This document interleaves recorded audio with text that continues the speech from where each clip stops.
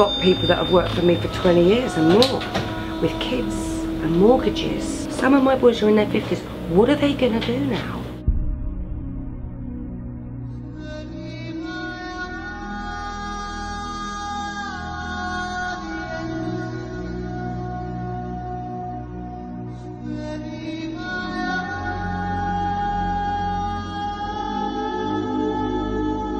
It's very interesting to me how everybody always talks about how small business is how we make all our money, and small business are the people that gives all the jobs and hires all the people. Well, you could have fooled me, because nobody has looked after small business. Nobody, not one of them.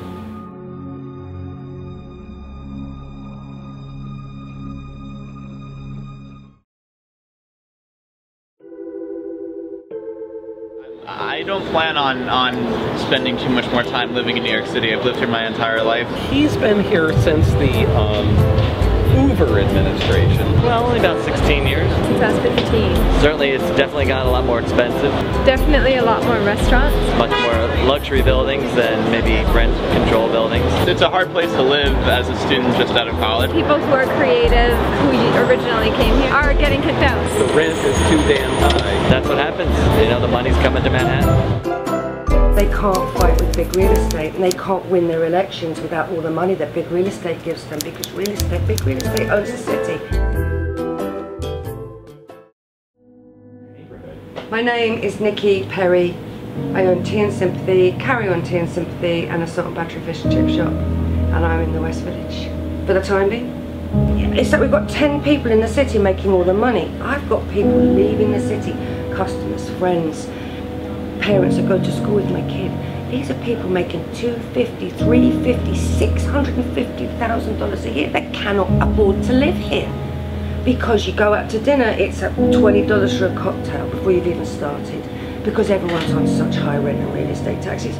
So everyone goes, you know what, we're leaving. We're going to go live in LA or wherever it is. Listen, I'm not saying that I should have the same rent I had 25 years ago, because that's not fair to the landlord. The restaurant landlord, he said to me, you know what, the better your business does, the better I do. And he's smart, he knows, he wants a good tenant, that he knows I'm going to pay the rent. He knows I'm going to be respectful. He knows I'm not going to let the place fall to pieces, and I always upkeep. And that is how it should be. It should be me and my landlord working together so that we're both happy, we've both got what we need. But this greed, these big landlords and corporations, it has destroyed the city for everybody.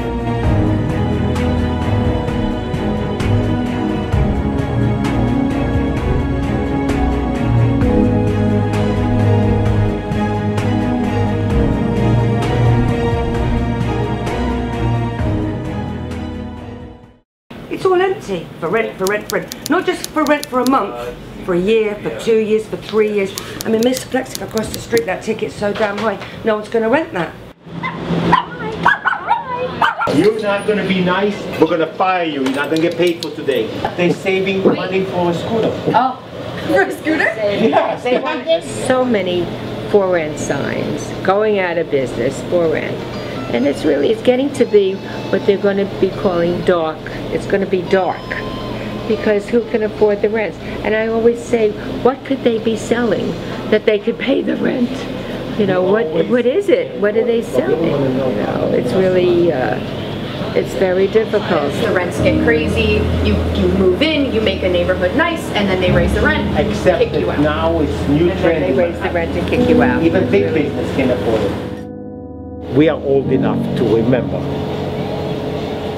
when the suburbs was the place to be and the city was dead. And now the small business came back to the cities. It's not only Manhattan problem. And we make the city beautiful, and the big business follow because they now want to be where it's quote trendy. We're sick of listening to talk, and nothing ever happens. And it's all for the big guy, it's all for the rich man. Listen, I don't have a problem with rich people. I like doing what I'm doing. I don't have to be a billionaire to be happy. I just don't. Money is not the be all and end all. It's not all about money at the end of the day.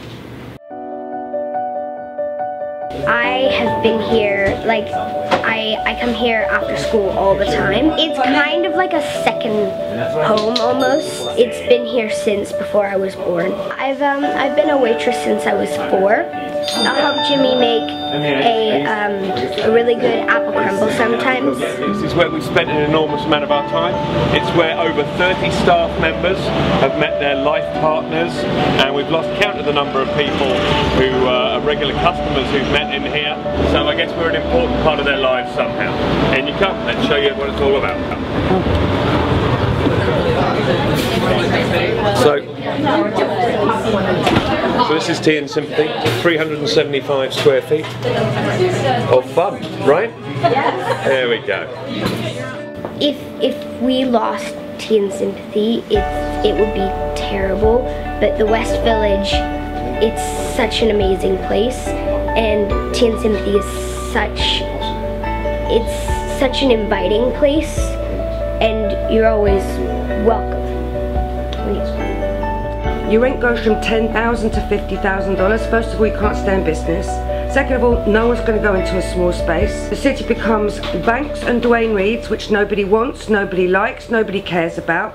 People are not going to travel to the city where it's just full of big corporations. Young people can't come. Young, energetic, brave people, which is what New York City is all about. You come when you're 21 with a big dream in your head and $200 in your pocket. You go get a job waiting tables, spend a couple of years having fun, getting to know, you know, the lay of the land, spot your idea, and off you go. Well, that's killed everything. It's killed it.